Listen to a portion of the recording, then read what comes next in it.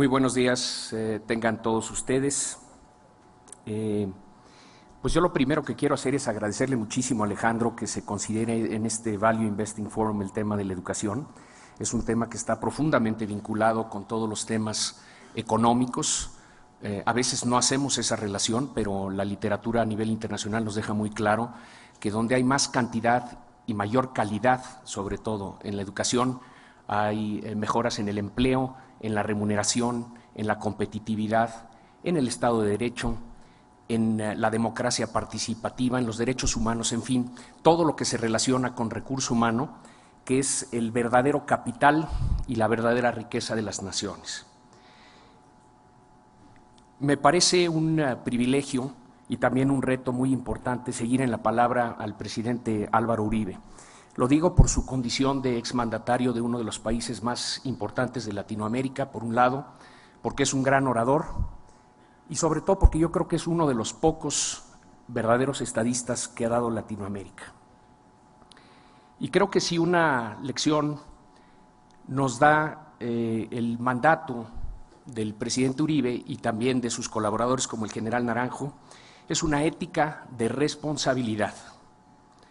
Ayer hablábamos con él en la noche y decía, pues la mejor fórmula para el fracaso es darle la espalda a los problemas, es no enfrentarlos. Yo creo que eso nos dice con toda claridad los 8 años de Álvaro Uribe. Él enfrentó problemas graves de Colombia. Nosotros estamos empezando a enfrentar nuestros problemas, pero tenemos que ir adelante con mucha fuerza en esa ética de responsabilidad. Y a no dudarlo, uno de los grandes problemas que enfrenta México es la falta de formación de su capital humano. Esto no nada más responde al sistema escolarizado, pero en buena medida hay una responsabilidad de este sistema en el que deberíamos de participar todos. Yo de manera breve, sé que tenemos poco tiempo, quiero compartir con ustedes un diagnóstico de cómo estamos en cantidad educativa en México, cómo estamos en calidad educativa y luego pasar al tema de las soluciones. Lo primero que les digo es, le hemos fallado a la educación en México, le hemos fallado a los niños y jóvenes de México y eso es muy grave porque es nuestro más grande tesoro, le hemos fallado a los maestros de México, a quienes hemos abandonado a la suerte de cúpulas sindicales corruptas, corruptoras y controladoras, y con todo ello le hemos fallado a México. Algunos apuntes sobre la cantidad de educación en nuestro país. Estamos hiriendo a generación tras generación de mexicanos. Imaginen una generación de 100 niños para facilitar los cálculos. 6 años después de terminar, de iniciar la escuela primaria, 64 la habrán terminado en tiempo y forma. Ya perdimos a 36 o ya se atrasaron. Lo que es más grave, a mí me parece trágica esta cifra, si le quieren dar por favor a la siguiente lámina, es que solo 46 van a egresar de la secundaria. Tienen 15 años.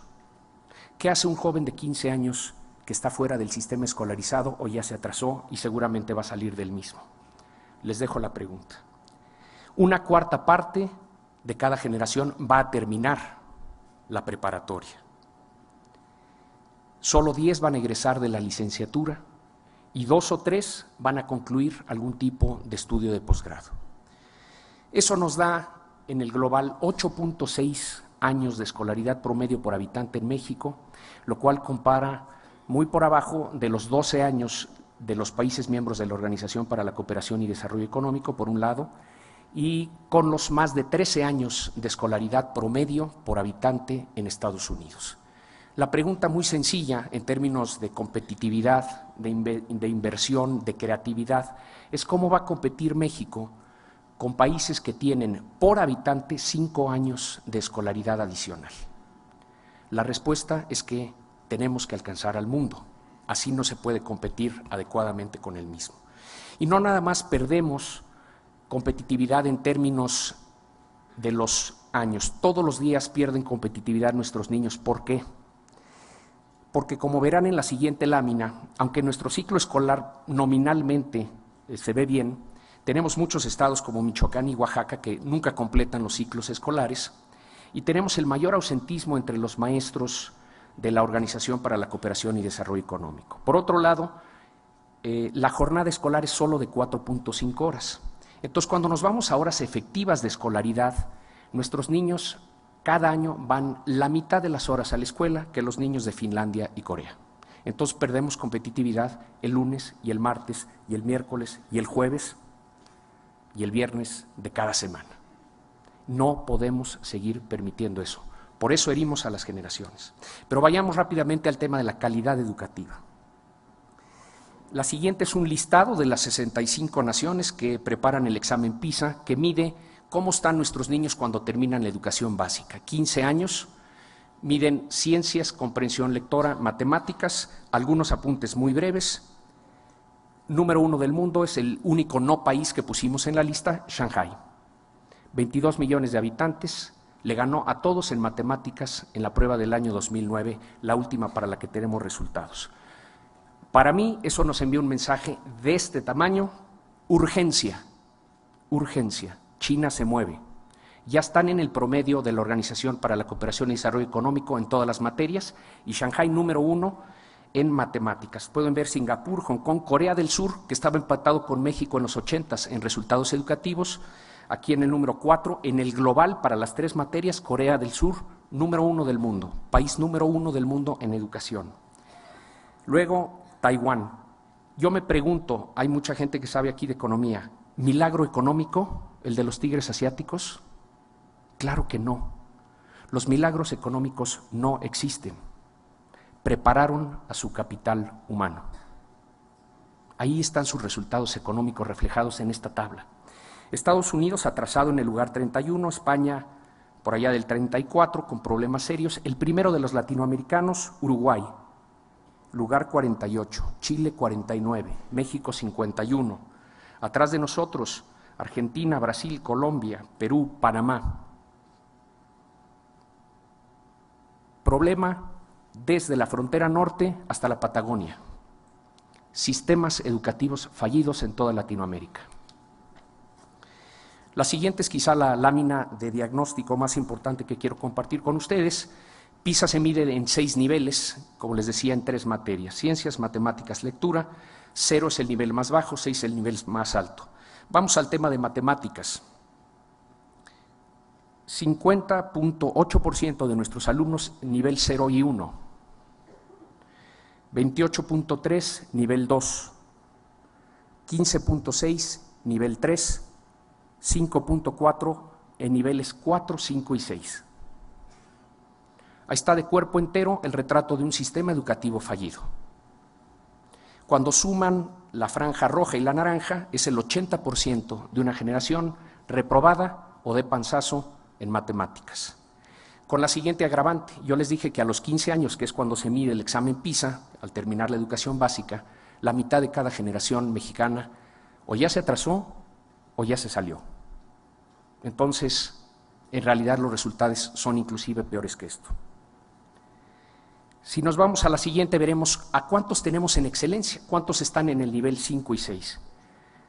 30% de los jóvenes de Hong Kong, 25% de los coreanos, 12% de la OCDE, 0.7% de los jóvenes mexicanos en excelencia matemática. ¿Dónde quedan entonces los caballos de fuerza de una sociedad? Los inventores, los creadores, los emprendedores, los transformadores de la política pública, los creadores de universidades e instituciones educativas. ¿Cómo se ve esto en términos absolutos? De los 2 millones de jóvenes que conforman cada generación, evidentemente no son 100, son 2 millones, imaginen el tamaño del reto, cuando 1 millón a los 15 años ya está fuera de la escuela, y del otro millón el 80% está reprobado o de panzazo. Digo, ¿cómo competimos con el mundo con esas cifras? Pero en términos absolutos se vería así: hay 10,000 jóvenes mexicanos en excelencia matemática que van a competir con 417,000 americanos y 179,000 coreanos en términos absolutos. Está difícil que los 10,000 puedan cargar al resto de la generación. La buena noticia es que va mejorando los resultados de México, pero la mala es que solo inercialmente. Aquí podemos ver que al paso al que avanzamos nos llevaríamos 52 años a alcanzar el puntero en mate, 170 el promedio en lectura con la condición de que el promedio no se mueva. Y evidentemente el promedio se va a mover. Inclusive, si nosotros nos movemos, vamos a mover el promedio. Pues hay que mover el promedio. Fundamental. Si no, no llegamos. Quiero pasarme al lado de las soluciones. Para esto teníamos un pequeño video que hace un resumen y luego yo quiero hacer algunos apuntes sobre las metas y los caminos para arribar a esas metas. Si lo pueden pasar, por favor.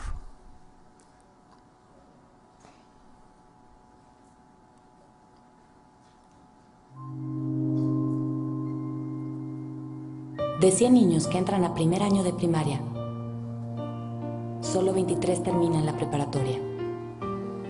Y los que logran seguir en la escuela aprenden muy poco. Solo una minoría muy pequeña tiene desempeños sobresalientes. Esto no debe ser el destino de nuestros niños, niñas y jóvenes mexicanos. Tenemos que actuar. Y ahora es cuando.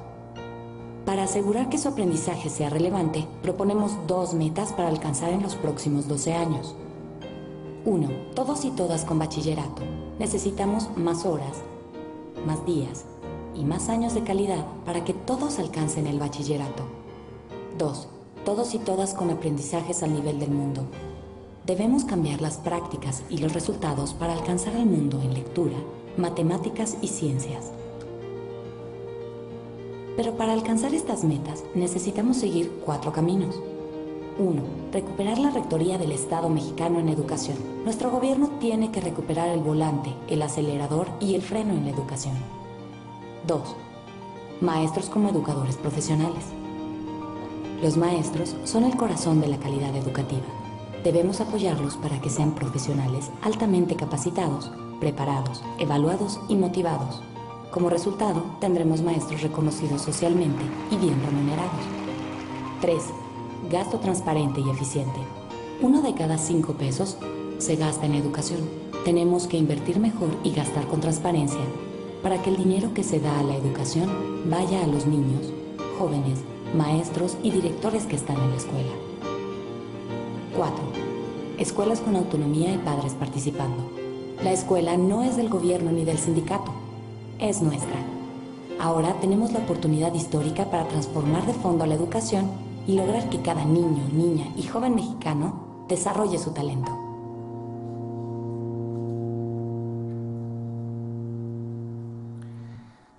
Algunos apuntes muy breves sobre este video. Hablamos de 2 metas, nada más y nada menos alcanzar al mundo en cantidad y calidad educativa en los próximos 12 años. Algunos dicen o que somos muy ambiciosos, o que no hicimos bien los cálculos, o que estamos chiflados. Pero si los chinos ya están en promedio OCDE en el año 2009 y tienen a sus provincias del este puntando como los mejores, pues o nos movemos o nos movemos. Tenemos que estar dispuestos los mexicanos a levantar la mirada y a hacer los sacrificios y a trabajar lo que sea necesario para transformar este tema y con ello transformar a México. Meta 1, 12 años de escolaridad promedio, no los 8.6 actuales, 200 días de veras, no año escolar michoacano, y 6.5 horas de diarias. Tenemos que extender la jornada escolar.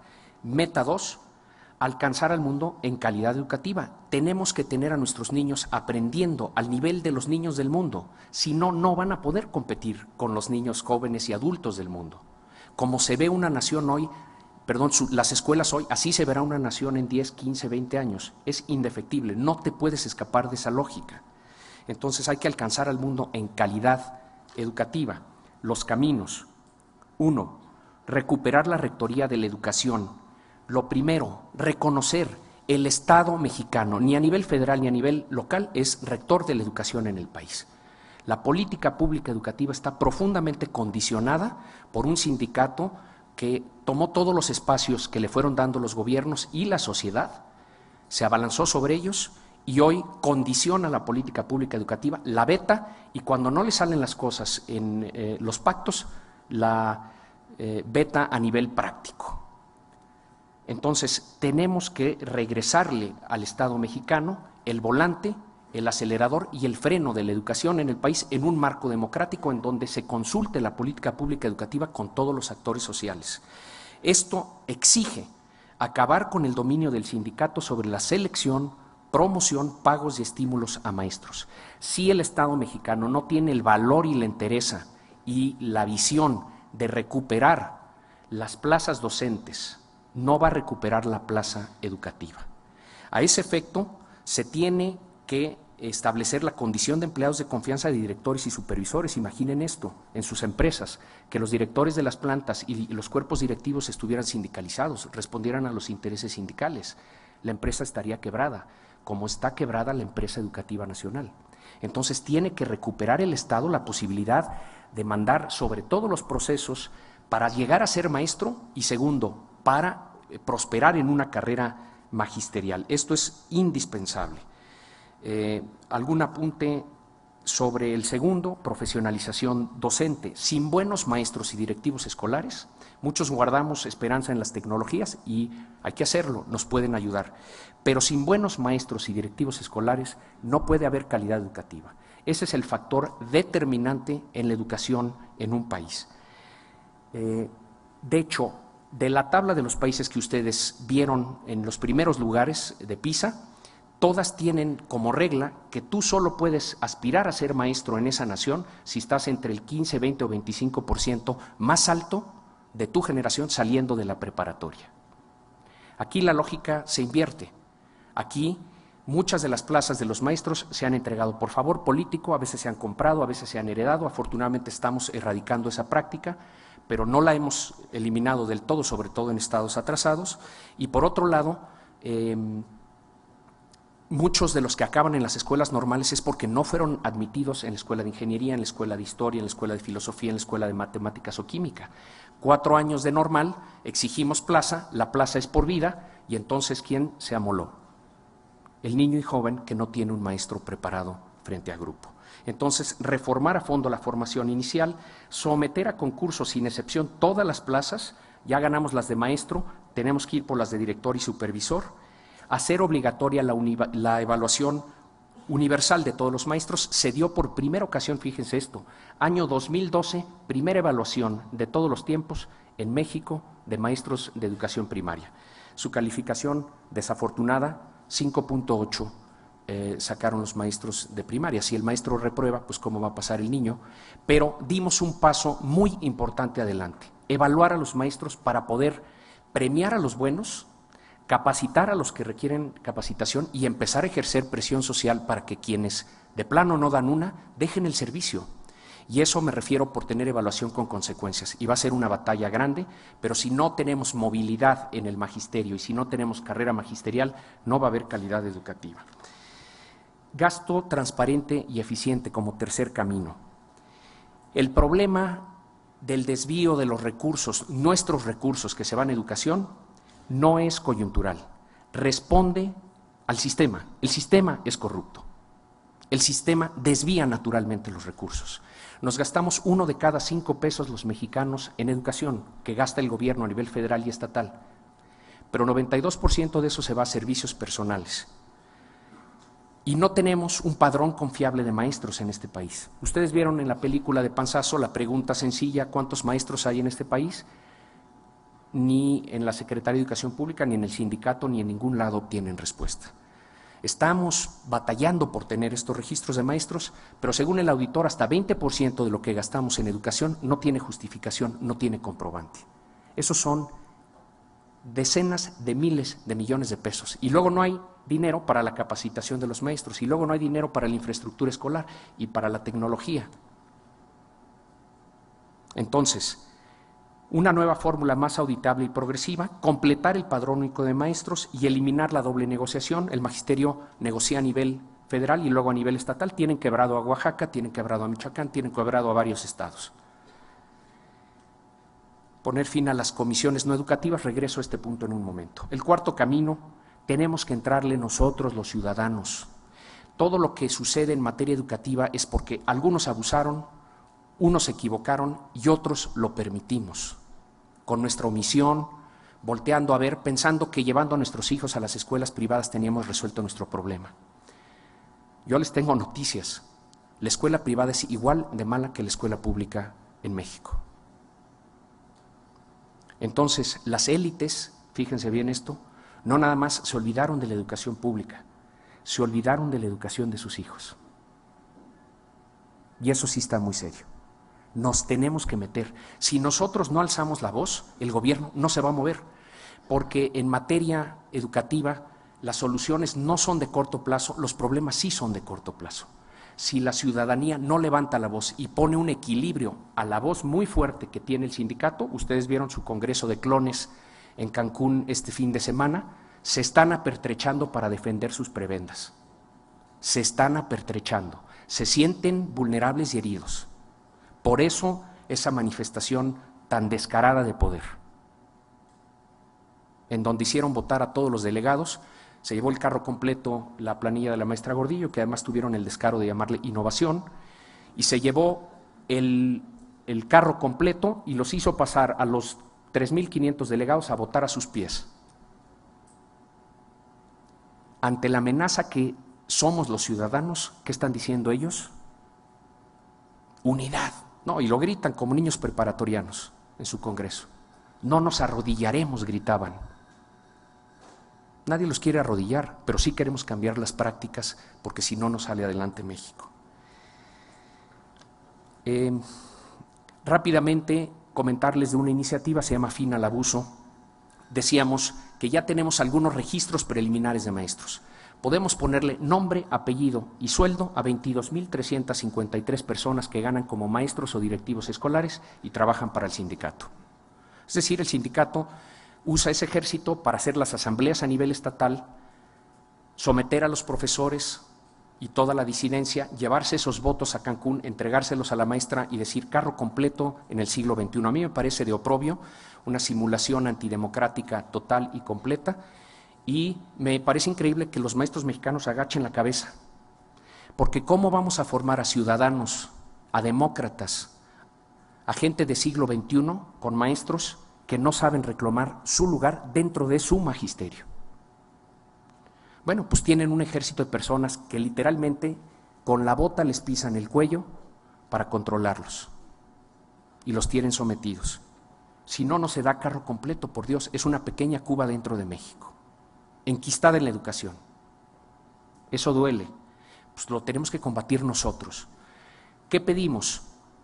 Que el gobierno entrante ya en el siguiente presupuesto no considere los recursos para pagar esas plazas. Cuestan 1.700 millones de pesos al año esas 22.353 personas. Nosotros decimos que las pague el sindicato.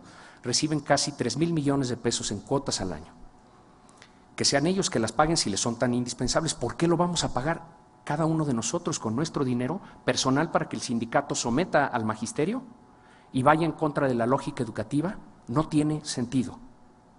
Entonces, muy importante que nos ayuden. Requerimos su apoyo. Vengo a pedir su apoyo. En Fin al Abuso. Hoy en la mañana rebasamos 126,000 firmas. Pero vamos a tener que reunir muchas más para hacer valer nuestro derecho, y estamos en justicia en lo que estamos pidiendo, se los prometo, ante el gobierno, para que empiecen a ordenar este proceso y llevar el dinero a la educación y no al sindicato. Tenemos un cineminuto que les quiero pasar para terminar, que promueve esta campaña. Si lo pueden pasar, porfa.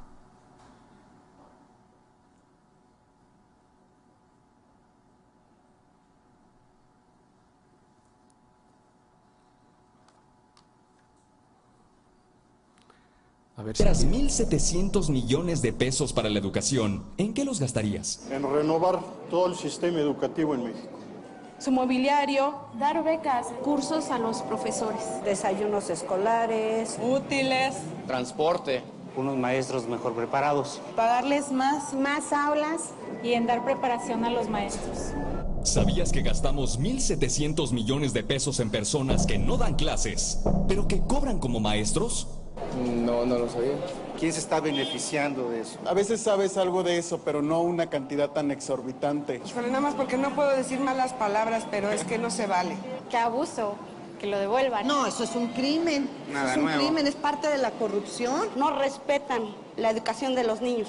Se crea una mafia. ¿Dónde queda su dignidad? Firma en finalabuso.org para que llegue más dinero a los buenos maestros y menos al sindicato. Que trabaje, que desquite ese sueldo, ese dinero que le están dando, sí.